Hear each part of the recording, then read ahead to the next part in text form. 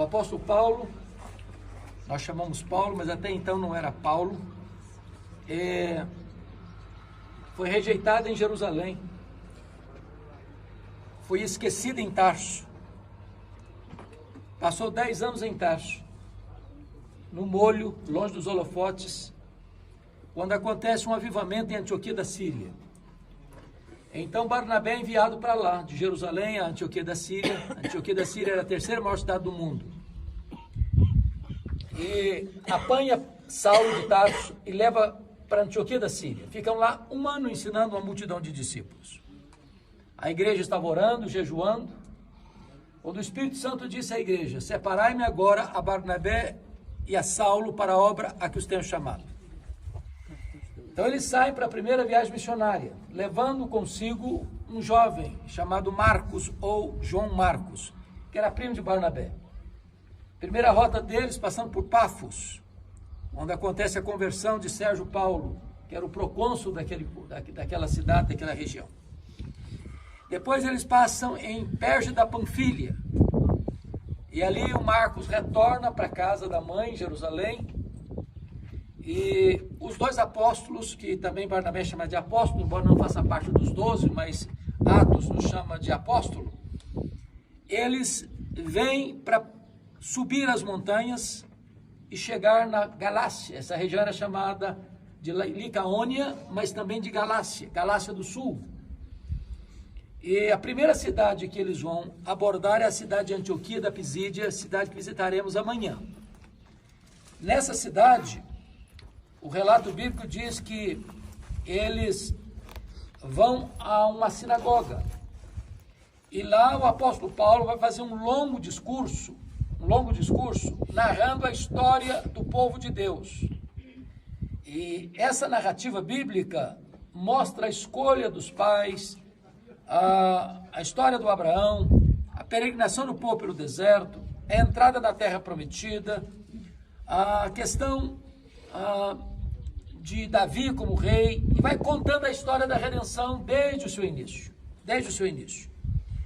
A situação foi tão marcante que pediram para que no sábado seguinte ele voltasse a falar ao povo.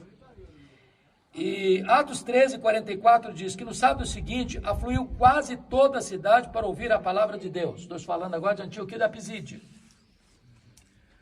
Mas o que acontece? Existe uma reação.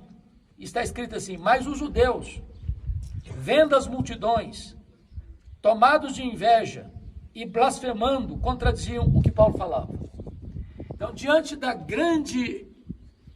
do grande impacto da mensagem de Paulo na sinagoga, isso desperta o ciúme, desperta a inveja dos judeus. E eles então começam a blasfemar, contradizendo o que Paulo falava. Então está escrito: então Paulo e Barnabé, falando ousadamente, disseram: cumpria que a vós outros, em primeiro lugar, fosse pregada a palavra de Deus. Mas posto que a rejeitais, e a vós mesmos vos julgais indignos da vida eterna, eis que nos volvemos para os gentios.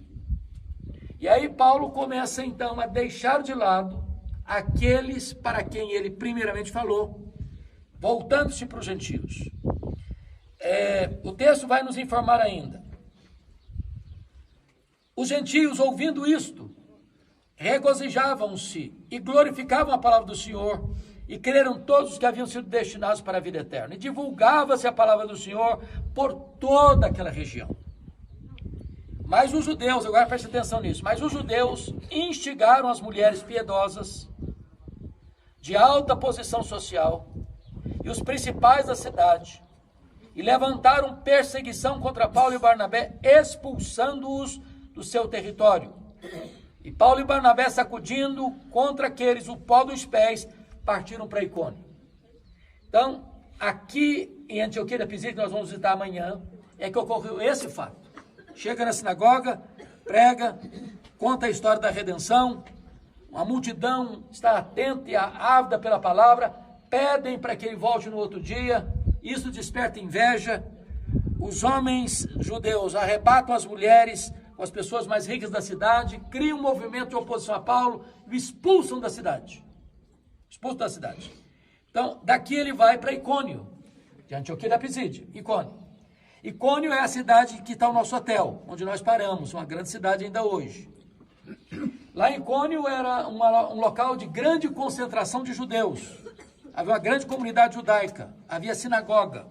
E aí eu vou ler para vocês. Em Icônio, Paulo e Barnabé entraram juntos na sinagoga judaica e falaram de tal modo que veio a crer grande multidão, lá em Icônio, tanto de judeus, como de gentios, como de gregos. Mas veja a reação. Mas os judeus incrédulos incitaram e irritaram os ânimos dos gentios contra os irmãos. Então veja bem que os judeus, por inveja de novo, incita quem? Não mais judeus, mas os gentios. Entretanto, apesar dessa perseguição em Icônio, demoraram-se ali muito tempo, falando ousadamente do Senhor, o qual confirmava, agora preste atenção, o qual confirmava a palavra da sua graça, concedendo que por mãos dele se fizessem sinais e prodígios. Aqui eu queria parar para fazer um breve registro de nota de rodapé.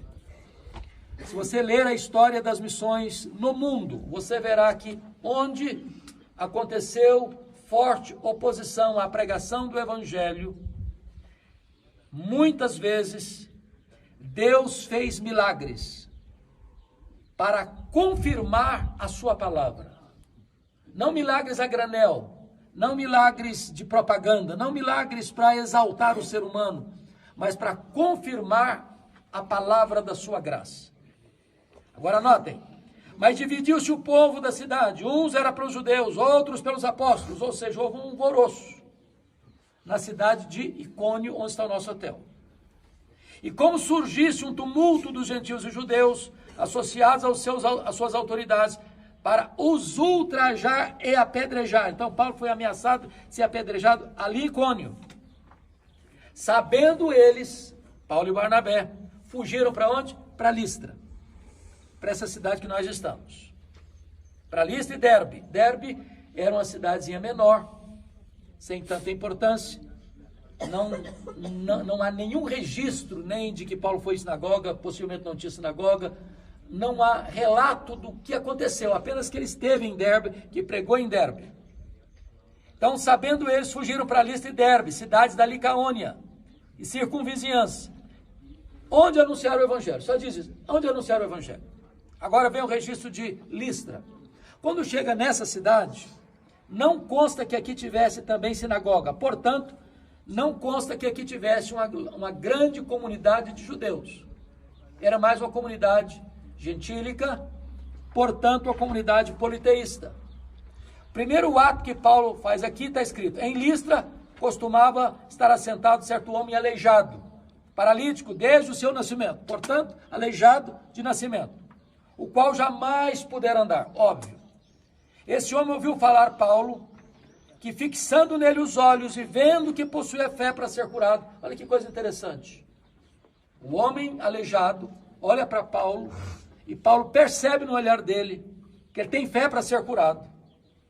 Então disse-lhe em alta voz, disse o apóstolo Paulo a ele em alta voz: apruma-te direito sobre os pés. Ele saltou e andava. Ou seja, um milagre acontece nessa cidade. Qual o resultado? Quando as multidões, então já se fala de multidões, então não era um lugar tão pequeno, não era uma vilazinha, era um lugar maior. Quando as multidões viram o que Paulo fizera, gritaram em língua licaônica, que era uma região da Licaônica, era uma região da Galácia, dizendo: os deuses em forma de homem baixaram até nós. Agora é importante entender que nós estamos vivendo numa cultura grego-romana. Antes dos romanos, os gregos. Os gregos tinham o seu panteão de deuses. Depois, dominado pelos romanos, os romanos tinham o seu panteão de deuses. E então, na crendice deles, achavam que os deuses tinham descido até eles. E nominaram esses deuses. A Barnabé chamaram Júpiter e a Paulo Mercúrio, porque era este o principal portador da palavra. Embora Júpiter fosse o Deus supremo, Mercúrio era o camarada que tinha o poder da palavra, o poder da eloquência, o poder do verbo. Então o que é que fizeram? Começaram a fazer sacrifícios para Paulo e Barnabé. como se eles deuses fossem. Diante desse fato, Paulo e Silas rasgaram as vestes, saltaram para o meio da multidão, clamando e dizendo: senhores, que fazeis isto? Ou por que fazeis isto? Nós também somos homens como vós, sujeitos aos mesmos sentimentos, e vos anunciamos o evangelho para que destas coisas vãs os convertais ao Deus vivo, que fez o céu, a terra, o mar e tudo que neles há. Então Paulo, primeiramente, desbasta as crenças pagãs. Ele está dizendo que o politeísmo é crença vã, coisa vã. É uma crendice que não tem base, que não tem fundamento, que não tem verdade. E ele contrapõe a crendice nos deuses pagãos, do panteão romano e grego, com o Deus vivo. Qual é a prova do Deus vivo? É o Deus que fez o céu, a terra, o mar e o que neles há. O qual nas gerações passadas permitiu que todos os povos andassem nos seus próprios caminhos. Olha a permissão de Deus, que os homens colham o que plantam. É isso que você quer? Então viva isso. Agora notem mais. Contudo, olha a conjunção adversativa. Contudo, não vos deixou ficar sem testemunho de si mesmo. Ou seja, os céus proclamam a glória de Deus, o firmamento anuncia as obras das suas mãos. O que você olha e que você vê traz as digitais de Deus. E ele diz mais: contudo, não se deixou ficar sem testemunho de si mesmo, fazendo bem, dando-vos do céu chuvas, estações frutíferas, enchendo o vosso coração de fartura e de alegria. Nota de rodapé. O nosso Deus é tão bom que ele abençoa até aqueles que não o amam, aqueles que não o conhecem, aqueles que não o servem. Isso para nós é um princípio. Nós temos vários pastores aqui no que tange a evangelização, porque às vezes a mensagem de evangelização passa a dizer: você que está quebrado, você que está arruinado, você que está na miséria, você que está falido, você que está doente, você que está deprimido, você que está drogado, você que está bêbado, você precisa de evangelho. Esse cara precisa de evangelho mesmo. Precisa aí. O cara está arrebentado. Agora você vai falar para um cara lá da Paulista de São Paulo, lá do Leblon do Rio de Janeiro, que mora num apartamento de cobertura, cara que é mega empresário, tem 2 aviões no pátio, cara que tem R$1 milhão pingando na conta dele todo mês. Rapaz, você precisa, eu preciso nada, que você está doido aí? Eu estou muito bem, estou com saúde, estou com dinheiro, estou com fama, estou com sucesso, está tudo bem comigo. Que negócio é esse?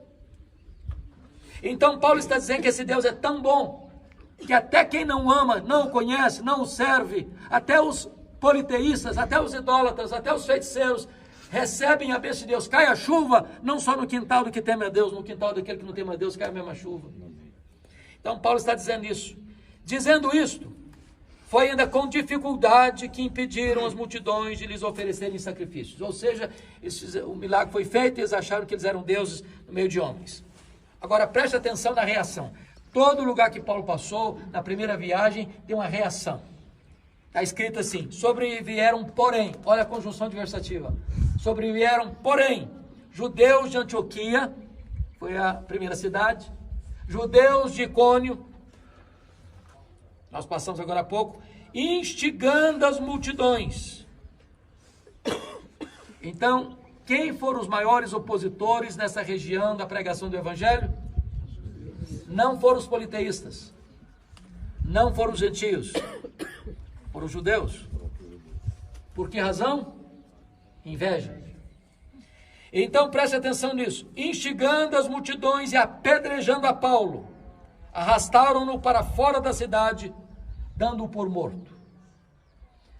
Eu não sei quantas pedras Paulo levou, tomou, mas foi o suficiente para ele ficar desacordado. Porque, do contrário, não o teriam considerado como morto. Eu estava subindo aqui, conversando com o pastor Abdala, e a pergunta era: o que aconteceu? Não consta a Bíblia que ele morreu. Alguns acham que ele morreu, mas não consta o texto. Porque se ele tivesse morrido, a Bíblia teria relatado como uma ressurreição. Mas o que aconteceu aqui foi um milagre, porque notem vocês, rodeando, porém, os discípulos. Que discípulos? Gente que tinha crido há pouco tempo, gente salva recentemente, todos neófitos, todos novos na fé, já discípulos, porque só tinha 2 missionários, o resto era tudo gente que não conhecia Deus. Rodeando, porém, os discípulos, levantou-se e entrou na cidade. Então o cara não levanta todo troncho, não, ele levanta. Ele não levanta para ser carregado nos braços, não, ele levanta. E ele levanta, e diz o texto, e entrou na cidade. No dia seguinte, diz o texto, ele partiu com Barnabé para Derbe, uma cidadezinha pequena. E ali anunciou o evangelho naquela cidade, e feito muitos discípulos. Então em Derbe ele entra, ele prega e faz não poucos, mas muitos discípulos. Agora veja você que agora ele vai voltando. E voltaram para Listra, e voltaram para Icônio, e voltaram para Antioquia, fortalecendo a alma dos discípulos, exortando-os a permanecer firmes na fé, mostrando que através de muitas tribulações nos importa entrar no reino de Deus. Agora preste atenção na coragem, porque o cara podia pensar assim, bom, aqui eu fui apedrejado, eu vou passar longe daqui. Não vou voltar mais aqui. E esse homem demonstra coragem, denodo, abnegação, e ele volta para as mesmas cidades de onde foi expulso e perseguido, e diz a Bíblia que ele volta exortando aqueles irmãos a permanecerem firmes na fé, e mostrando uma verdade eterna, através de muitas tribulações, nos importa entrar no reino de Deus. Lembra que falamos no ônibus? A igreja de Deus é martírica. Sempre foi, sempre será. Isso é uma verdade que valeu no primeiro século e vale no século 21. Não importa que por meio de muitas tribulações entremos no reino de Deus. E agora veja como ele termina a viagem. E promovendo-lhes em cada igreja. Olha que coisa maravilhosa. O cara chegava, pregava, estabelecia igrejas. E em cada igreja, diz o texto, promovia eleição de presbíteros depois de orar com jejuns, encomendando-os ao Senhor, em quem haviam crido. Ou seja, eles deixaram igrejas estabelecidas e igrejas organizadas e liderança estabelecida. E agora, no retorno para a cidade enviadora, Antioquia da Síria, atravessaram a Pisídia, dirigiram-se a Panfilha, o lugar onde já tinham passado, tendo anunciado a palavra de Deus em Perge, onde já tinha passado, desceram a Atalha e dali navegaram para Antioquia da Síria, de onde saíram. Quando eles chegam na Antioquia da Síria, na igreja que os enviou, eles reúnem a igreja, diz o texto. Ali chegados, reunida a igreja, relataram quantas coisas fizera Deus e como Deus abriu a porta do evangelho aos gentios. Em outras palavras, tem espaço para testemunho na igreja. Segunda palavra, não tem espaço para promoção humana na igreja. Eles não relataram quantas coisas fizeram eles. Eles relataram quantas coisas fizera Deus. Eles relataram não como eles, pela eloquência deles, a coragem deles, a disposição de sacrifício deles, abriu o caminho para o evangelho. Mas relataram como Deus abriu a porta do evangelho para os gentios. Em outras palavras, quem faz a obra é Deus. Nós somos apenas os instrumentos. Aleluia. Então este é o registro, irmãos, daquilo que nós chamamos de primeira viagem missionária de Paulo. Uau. Que Deus nos ajude. Amém.